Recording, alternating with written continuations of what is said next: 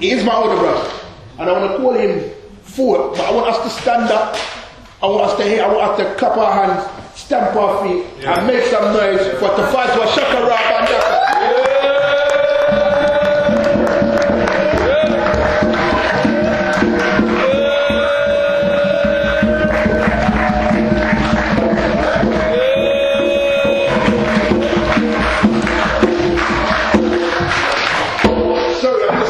The title of the message, OMOWALE, the son has returned.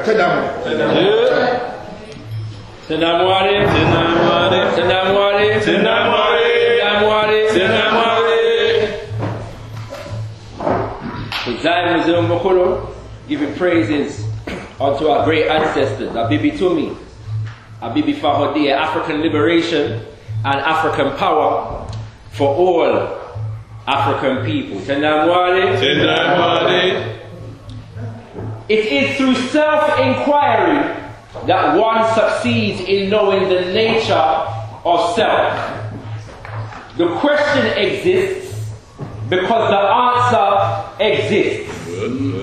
Munhu, Umuntu, human being, is equipped with the means, the right tools to solve this and other question. Munhu, Umuntu, human being, sits at the summit of creation, yet rises even higher when the question, who am I, is finally resolved. This is ancestral wisdom that is taken from a text called the Sacred Gospel of Hunhu or Umuntu. Ubuntu. Ubuntu and Hunhu are two words that mean the same thing. Ubuntu, in various different, what they call Bantu languages, simply means, or is often translated as peoplehood. Often encapsulated in the phrase, I am because we are, and since we are, therefore I am. In the Zulu we say, Muntu, Ungu Muntu, Unga Bantu. A person is a person because there are people. So this is the principal means that governs human relations. In fact, even deeper than that, the concept of Ubuntu defines what it means to be a human being. Come on. And our human beingness is defined in relation to our connection with other human beings. It's even deeper than that, because within the term Ubuntu, you have the term Untu. And Untu is like the primal force, the animating force of creation. So when we say Ubuntu or Muntu, which is human being, we are emphasizing the fact that the human being is an expression of the universal life force. We are connected to the universal life force. And so we manifest the best in ourselves by connection to those who are mirror expressions of the universal life force. Is everybody with me? Yeah, come on. And so the concept of Umuntu or Muntu, there is a saying that without Ubuntu, a person cannot become a human being. In other words, without that connection with other human beings and to the greater universal life force, we cannot fulfill our human beingness. Come on. And the fulfillment of our human beingness is based upon our capacity and our ability to answer the question, who am I? And when we answer the question, who am I, we can answer some other questions like, where am I from? What am I here to do? Translations. What is my purpose? Are you following me, King? Yeah. And so we're here honoring a man who lived his life on purpose. We're honoring him because he manifested and was an exemplar of the principle of Nia. Shabazz. Word. Come on.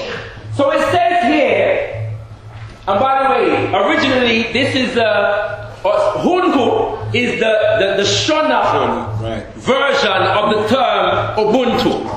Is that what it is? Yeah. So initially, this wisdom would have been translated or transmitted in Shona. But my Shona is not fluent, yeah? So I've just presented the Shona for you, yeah? Because if you know, say we can't speak African language and it exists. Right. And it's good for us to see the words in an African language. But I've translated it for you in English. So we understand our ancestral wisdom. Is everybody with me so far? Yeah. So we're dealing with the concept, the subject, OMOWALE. The sun has returned. And we know that in African culture, names have significant meaning. Word song. That give expression to a definition to life purpose. And in many ways is a signpost to tell us who and what we are and where we're there from. But we're going to come back to that. Before we get into that aspect of things, but you, as we did in our libation, want to give honor to Mama Betty Shabazz. Yeah, you know? The wife of OMOWALE. And this is extremely important because we're honoring OMOWALE Malcolm X in this month because this is the month in which he was assassinated. We have many great leaders, particularly men, who were assassinated.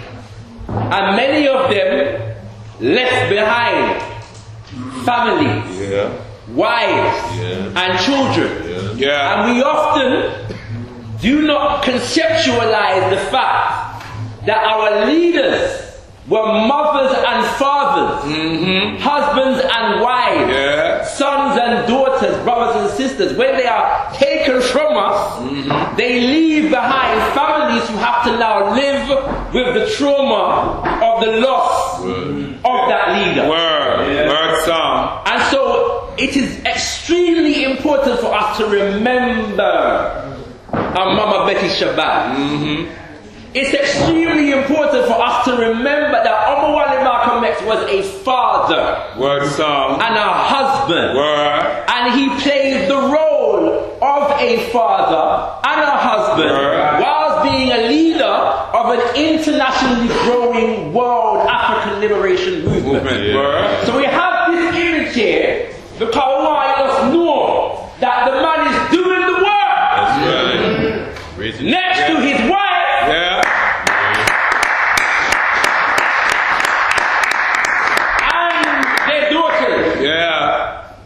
The work has to go on. But family is not an addendum to the work.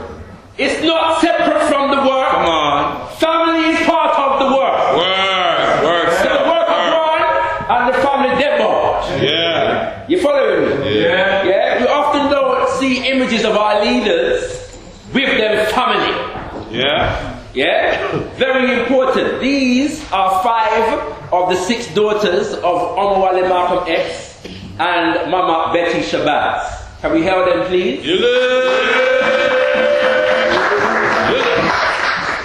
And then we have, as was mentioned earlier, Brother Malcolm Shabazz. I have the pleasure of knowing some brothers and sisters who knew him, and the evolution that he was on. Enough to know the significance of the loss that he was to us, family. And there's a lot of lessons that we can learn from his life. There's a lot of lessons that we can learn from the way in which he was taken from us. But I want us to understand that he represents the 3rd generation in a line of manhood that has been slain and assassinated. Remember, OMOWALE Malcolm X's father was also assassinated. Remember that a number of the brothers of Earl Little, OMOWALE Malcolm X's father, was also attacked by the forces of white supremacy. Remember, OMOWALE Malcolm X himself was assassinated, and his grandson was also assassinated. The devil does not sleep, brother. Word, son. Better believe it, yeah. Third generation of manhood in a singular lineage. So we hear about the fact that Brother Malcolm Shabazz was assassinated. We have to understand it and put it in its proper context. Understand what that truly means. But that is another subject for another time. Today what we're going to try and do, we're answering the question, who am I? Where my day are from? Come on. So we're going to try and merge the political with the personal, or I should say the personal with the political. And in many ways, what's happening today and what's the message on our observance, which is the 19th of February, going to be linked. It's like a two-part. This is the first part. So today we're going to bring the personal together with the political, and then in another sense, at our observance, we're going to bring the political together with the personal, if you understand what I mean. Yeah. Alright, it's just a matter of emphasis. But the message is entitled, OMOWALE, the son has returned. And if I'm not mistaken, over the years we've had a few OMOWALE, the son has returned messages. Yeah? One or two. And it's very important to come back to this subject. You know what I'm saying? And I hope to add to what we've done previously in our OMOWALE Malcolm X observances with this subject. OMOWALE, say it with me. OMOWALE. OMOWALE is a name in the Yoruba language. And many people don't know that OMOWALE Malcolm X actually had an African name. More specifically a Yoruba name. And for the context of this name, let us go to the autobiography of Malcolm X and explain how OMOWALE Malcolm X got this name. He says, speaking about his experience in the Ibadan University in Nigeria. That's right. Yeah?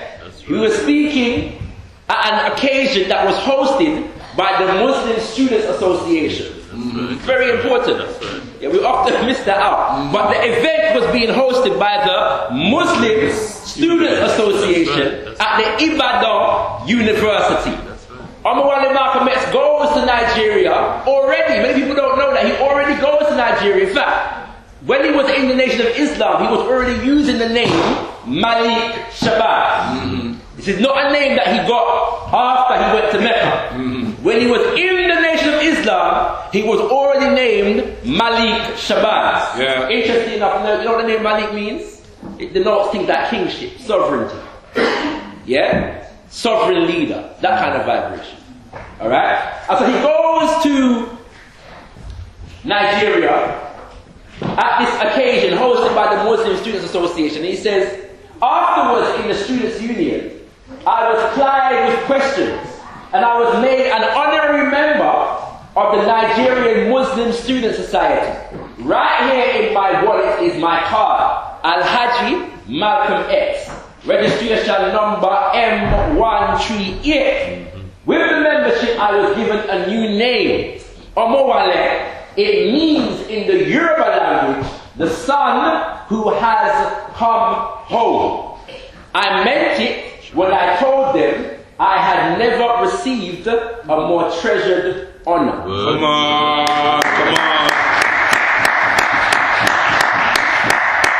Now, I find it very interesting that our Muslim brothers and sisters in Nigeria understood the significance of giving OMOWALE Malcolm X not an Arabic name or an addition to his Arabic names, but a Yoruba name.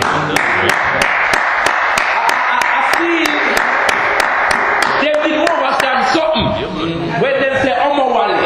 They know the thing, man. And knew what it meant within the language. And he says here, the son who has come home. So let's look deeper into this name, OMOWALE, and what it means.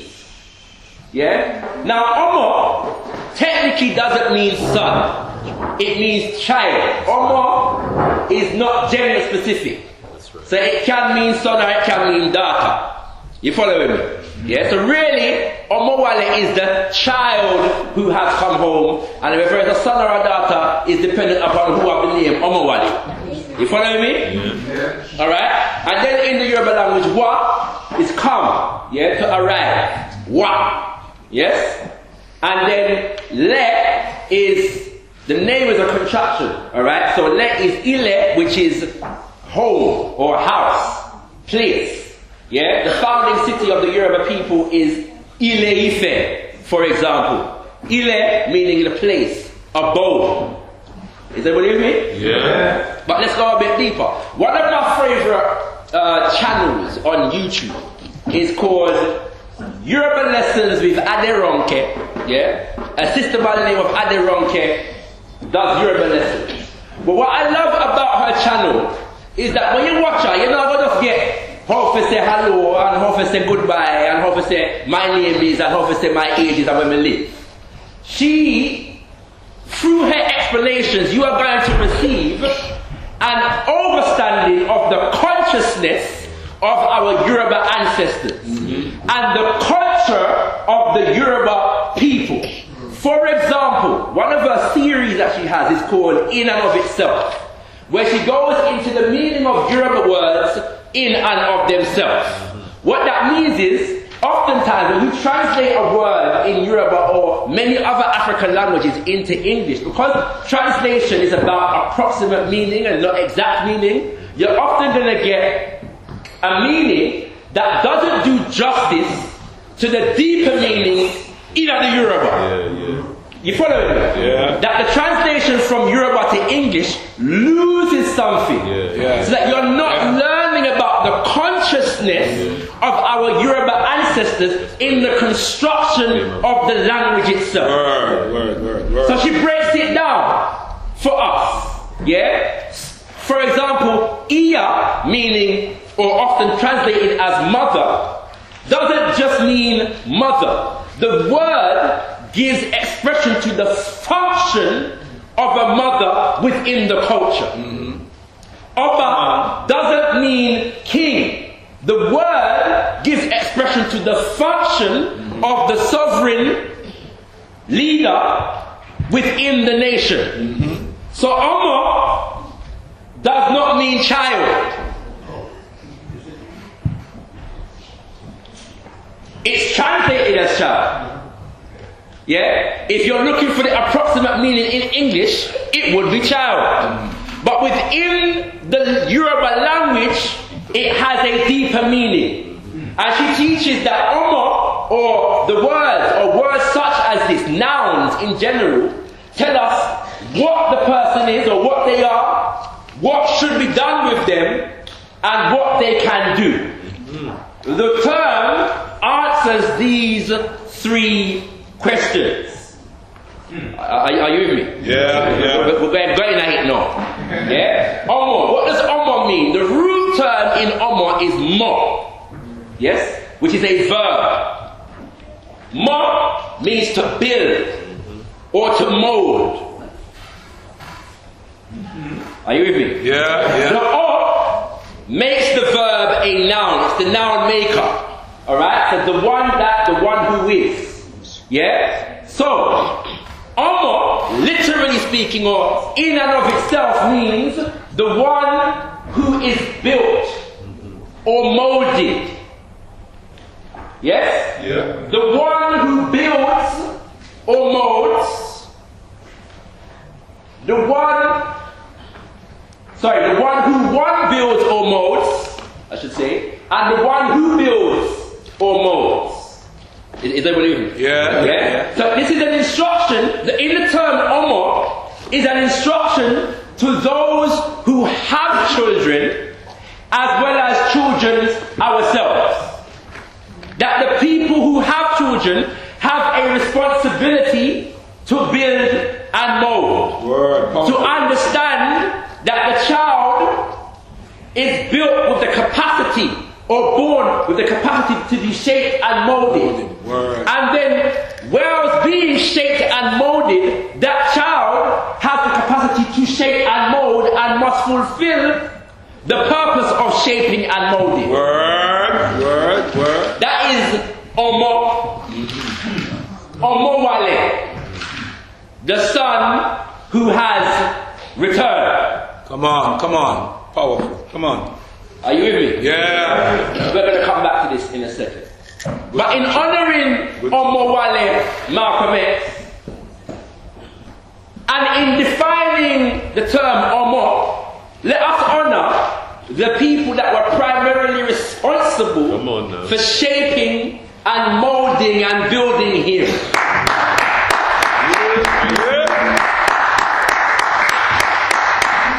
His parents, Mama Louise Little, Baba Earl Little. I'm going to move very quickly because of time. Is everybody with me? Yes. And we're going to get some testimony from OMOWALE Malcolm X himself about the ways in which he was shaped and molded by his parents.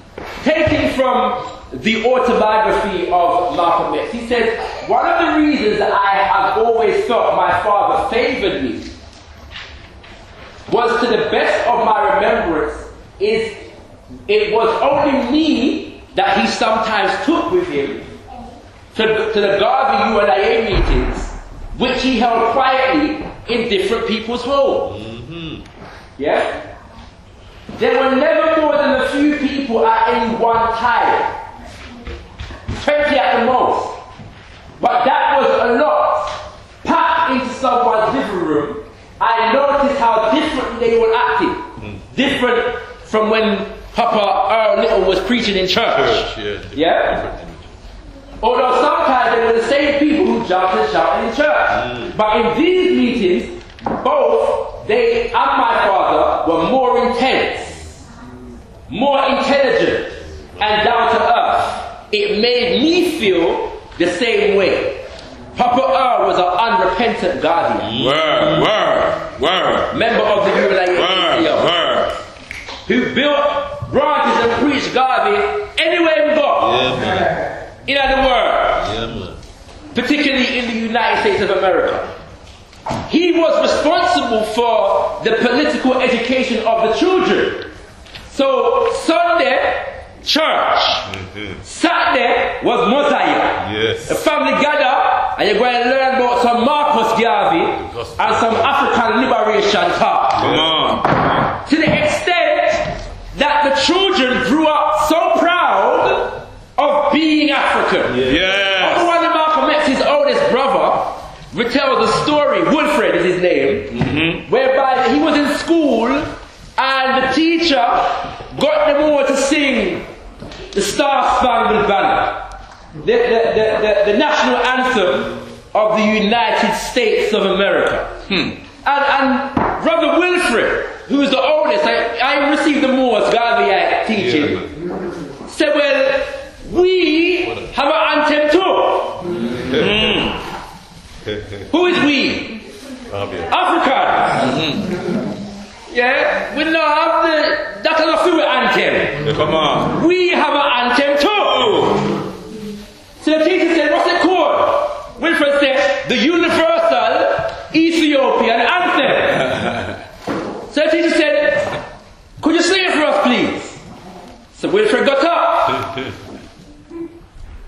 Advance, advance to victory, let Africa be free. Advance to meet the foe, advance to meet the foe, with the might of the red, the black and the green, with the might of the red, the black and the green. Wilfred. You there? 8 years old. He's like 11 years old. Yeah. In his classroom. He tells us that we have an anthem too. That's right. Because he was imbibed with the concept of nationhood. All right. Parenting, good parenting. Based upon, and they often attribute this to the teaching that they got from their father. But Mama Louise Little was no less an unrepentant Garveyite, that's right. and she was of the prolific writers and editor for the Lansing branch of the UNIA-ACL, for the legal newspaper, which was the newspaper of the UNIA-ACL. And Papa Omowale Malcolm said of his mother, thinking about it now, I feel that definitely, just as my father favoured me for being enlightened, I should say that his brother Wilfred challenges. They have a debate about who was the favourite for who, which era, and why. Alright? But he says that my mother gave me more hair for the same reason. Mama Louise Little, the product of the rape of her mother, didn't want her son to be raised with a superiority complex because of his lighter complexion. That's right. So she make him know early, you're no better than the rest of your darker skin brothers and sisters there. Early on. Yeah, soon after. Soon! She said she was very light about herself, but she favoured the ones who were darker. Wilfred, I know, was particularly her angel. I remember that she would tell me to get out of the house. When I'm fun. Yes? And let some sunshine on you. So you can get some colour. That's good parenting. Yeah?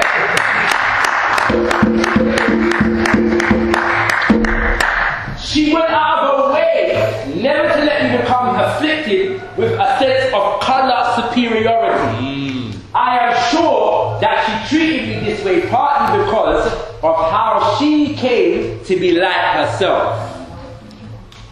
But she also had another side to her. He says, one thing in particular that I remember made me feel grateful towards my mother was that one day I went and asked her for my own garden. Mama Louise Little used to work land. And she did let me have my own little plot. I loved it and I took care of it well. I loved especially to grow peas. I was proud when we had them on our table. I put out the grass in my garden by hand. When the first little blades came up, I would patrol the rows on my hands and knees for any worms and bugs, and I would kill and bury them. And sometimes, when I had everything straight and clean for my things to grow, I would lie down on my back between the two rows. Between two rows, and I would gaze up in the blue sky at the clouds moving and think all kinds of things. Now I'm made to understand as well that this was something that she did with all of the children. She gave all of the children feed them with land. So they can understand the value of the labour of agriculture. Significant Garveyite principle as well. So these are the teachings that Omowale Malcolm X was getting from early on. Are you with me? Yeah. But in saying all of this, I want to honour Papa Omowale Malcolm X's big sister. Yeah. You know? Who had a significant hand in raising Omowale Malcolm X, particularly after his father was assassinated and the family was split up. She brought Omowale Malcolm X into her home, and I'm made to understand that she had a few gangster proclivities. And we know that Omowale Malcolm X went down a certain road, but apparently she loved Omowale Malcolm X so much because he was the one who was most like her. And I learned that just like Omowale Malcolm X has some gangster proclivities, so did Mama Ella. You know what I'm saying? Are you following me? Alright? But in all of her taking care of Omowale Malcolm X, she understood that she had the need to cultivate certain sensibilities in him. And so we're going to get a word from her, but before that I want to give you what he thought of her as a woman upon meeting her. She's about 10 years his senior. And he says, I think the major impact of Ella's arrival, at least upon me, was that she was the first really proud black woman I'd ever seen in my life. She was plainly proud of her very dark skin. This was unheard of among Negroes in those days, especially in Lansing. And in the autobiography, he speaks of how proud she was, and how she had to divorce two men because they were too weak for her. She can't take the strongest. They're not ready for her, and all these things. But this stood out and stands out to me because she was very much the image of her father, her little. And Omowale Malcolm X speaks of her pride and her dignity and her articulation, yes? And the impact that it had on him at a very young age. He said, Ella, a commanding woman. Ella wasn't just black, but like her father, she was jet black. The way she sat, moved, talked, did everything, bespoke somebody who did and got exactly what she wanted. This was the woman my father had boasted of so often for having brought so many of their family out of Georgia, the South, where many were fleeing because of the lynching that was going on in the southern states of America, to Boston, in the northern states. Yeah? And he goes on to talk about how she owned some property, and she got into the property business, and so on and so forth. Are you following me? Yeah. Now let's hear from Mama Ella herself. Tenawari.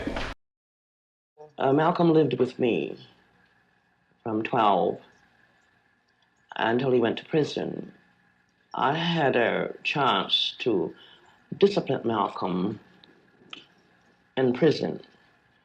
Malcolm was an aggressive young boy. I admired it. I stimulated it. I felt that a black man, a black young man, over the period of 400 years in America, had been deprived of any aggressive thoughts even. If you show aggressive thoughts before the white man, he would erase you, set you apart from the others as a villain. So, but I felt that in order for Malcolm, after my father's death and his mother's having gone to a hospital, I felt that it was my duty to stimulate his arrogance, stimulate his impulsiveness. Let him feel that life was the life that God gave him belonged to him. He didn't have to pay homage to anyone. This is how I guided him. What kind of an effect did Malcolm have on you? On me, I believe the effect he had on me was to see him grow from childhood into a dynamic figure, a man with an understanding of man and himself and life in itself. On me, he was to me like Jesus is to most Christians. I can imagine how the Virgin Mary felt about her Jesus. This is what Malcolm was to me. Each step that he grew, each time that the changes came, I could feel them and see them. I could see them in his manner, his approach to me, his respect for me. Malcolm had a great respect for womanhood. I don't know how he came by this, but possibly, as I said, from our tribe. Maybe this was a virtue that most men don't have, but he had it, a great respect for womanhood. Was Malcolm searching when he went abroad, traveled abroad for the period of time? Yes. This is why I say he was ready. Malcolm broadened his scope. Much of what he learned abroad gave him a mature approach to the black man's problem. Before, he had much frustration. In the Nation of Islam, there is much frustration. Malcolm had acquired some of this frustration. On his return from Africa, after traveling and spending time with all of the black leaders and revolutionary leaders, Malcolm came home a man. No frustrations, no emotional problems, no desire for material gains, which is one of the greatest assets a man can acquire, is to lose that desire for material gains, lose that value on that man's dollar. Malcolm had cast aside all of this. He walked into my house. He told me he was going to speak at Harvard that night. He spoke at Harvard Law Forum. After he came back to the house, I gave him a diploma. Tonight, Malcolm, you're a man. From my point of view.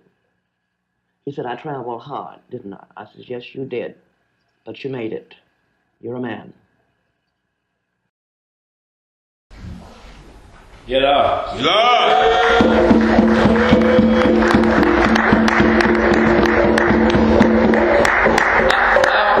I played the whole thing in spite of the time here, because I want people to understand. OMOWALE. This man had people who knew they had a responsibility to mold and shape him.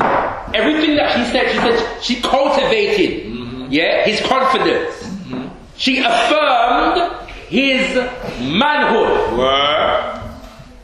Yes? And knowing the extent to which he looked up to her, she understood that she had a responsibility to do so. Are you following me? Yeah. I want people to understand this. I want to move very quickly for the rest of this. Yeah? So, OMOWALE Malcolm, as we know, becomes what is defined as an extreme delinquent, as what he defines as an extreme delinquent. And much of his recentering of himself, in answering the question, who am I, was pursued in prison through his capacity to read. Remember, OMOWALE, the one who is to be built. The one who builds. And he said in the autobiography, I've often reflected upon the new vistas that reading opened up to me. I knew right there in prison that reading had changed forever the course of my life. Right, that's right. As I see it today, the ability to read awoke inside me some long dormant craving to be mentally alive. I certainly wasn't seeking any degree in Ghana University. The way a college confers a status symbol upon its students. My homemade education gave me, with every additional book that I read, a little bit more sensitivity to the deafness, dumbness, and blindness that was afflicting the black race in America. This is a man who's awakening to his purpose in life and instilling himself with what he needs to fulfill that purpose. That's right. Not long ago, an English writer telephoned me from London asking questions. One was, what's your alma mater, your major subject, basically. I told him, books! You will never catch me with a free 15 minutes in which I am not studying something I feel might be able to help the black man.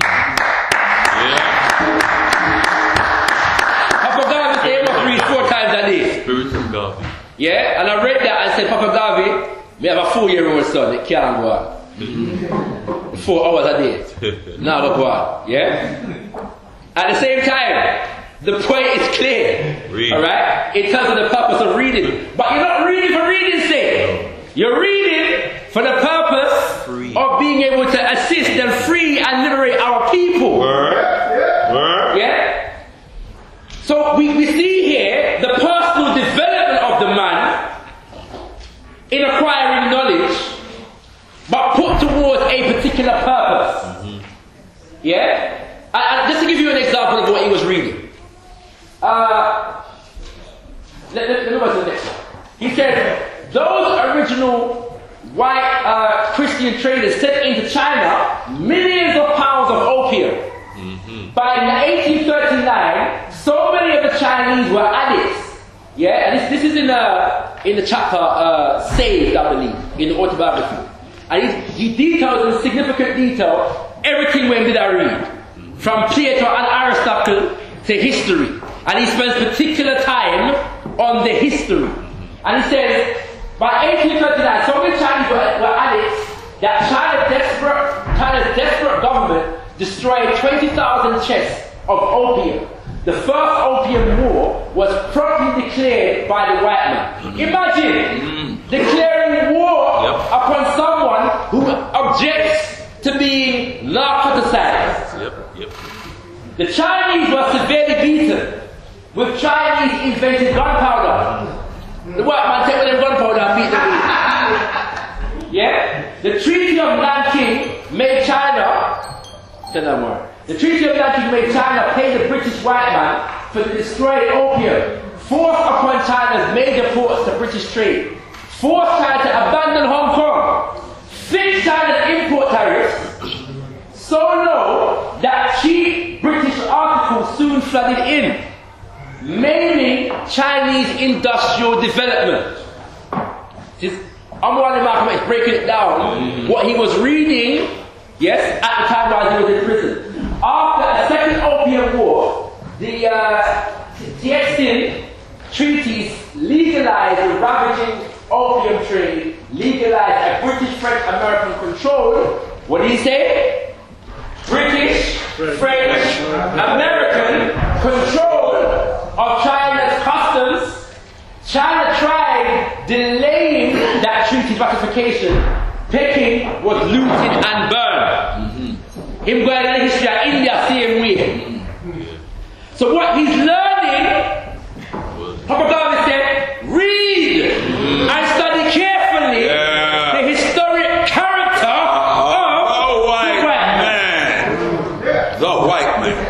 But he's learning this. Now, bear this in mind. One of the reasons why OMOWALE Malcolm X became such an effective recruiter to the Nation of Islam was based upon his capacity to relay and break down history such as this. To crystallize the system of oppression for our people. Yeah. Is everybody with me? Yeah. He became a genius at doing this, but because he prepared himself for the task. Yeah. He built the sensibility through his study. He never come and say, well, me have a gift for talk, let me just talk. He realized that he had to step out of his comfort zone and acquire skills and knowledge that would be indispensable to the African people of the world. I'm going to skip the rest of this kings and queens. Yeah? A lot of this was also put to use in the Nation of Islam's program for rehabilitation of addicts. Yeah? And it's very important that we understand that that's the kind of work that OMOWALE Malcolm X was doing in the Nation of Islam. He wasn't just a platform speaker. No. Is everybody with me? Yeah. He took the message to the grassroots and was having an impact on the grassroots level of our people and taking our people off of drugs. Whatever we want to say, whatever our agreements and disagreements with the Nation of Islam, we are internally indebted to that organization for giving us the example of things such as this. He says, our cure program's first major ingredient was the painfully patient work of Muslims who previously were junkies themselves.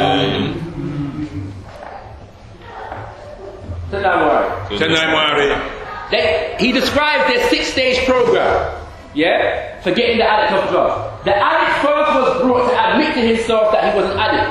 Secondly, he was taught why he used narcotics, and they connected that with the oppression of African people. Third, he was shown that there was a way to stop addiction. Fourth, the addict's shattered self-image and ego were built. Was what? Built. OMOWALE.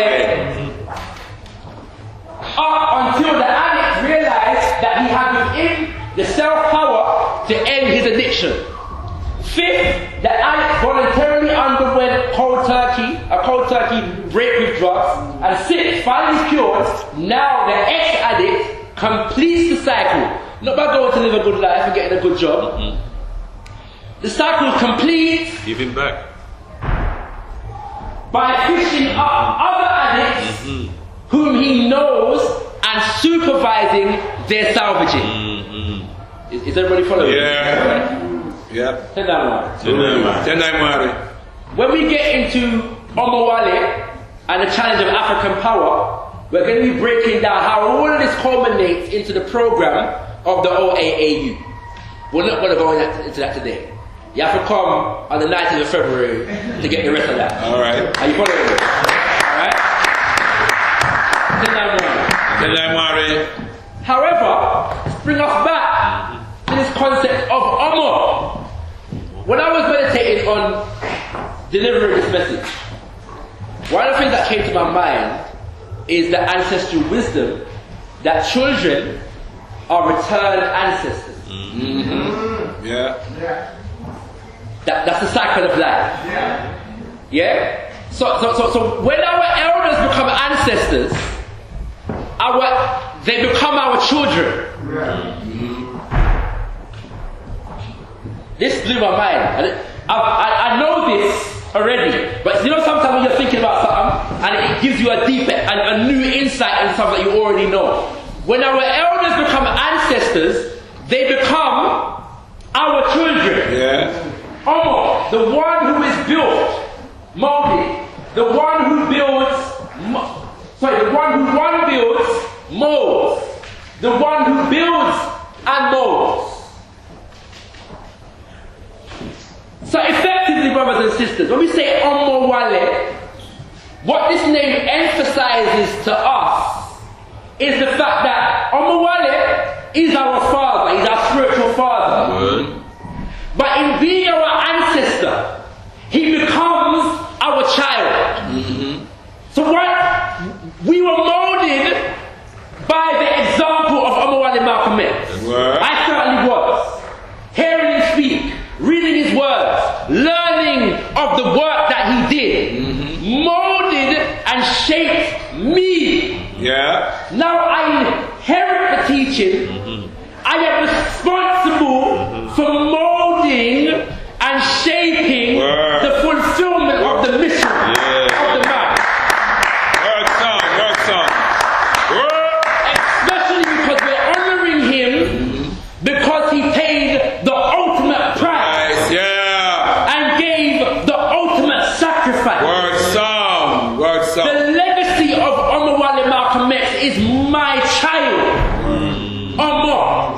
For me to shape, for me to build upon, for me to mold. And the best testimony that we can give to his legacy, the best virtue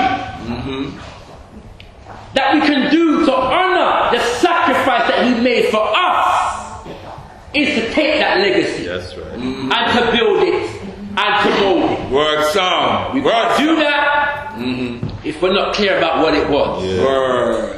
So that's why the next message is OMOWALE and the challenge of African power.